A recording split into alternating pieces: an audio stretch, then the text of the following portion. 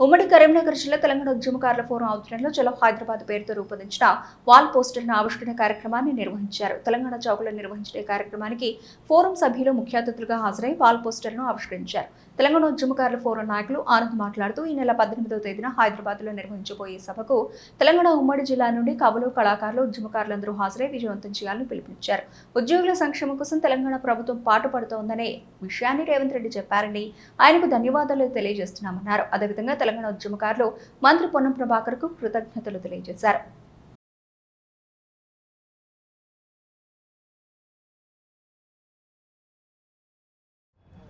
మరి ఈరోజు తెలంగాణ చౌక్లో మరి చలో హైదరాబాద్ రేపు అనగా 18 తార్నాకలో మరి ఉద్యమకారుల బహిరంగ సభ నిర్వహిస్తున్నాము.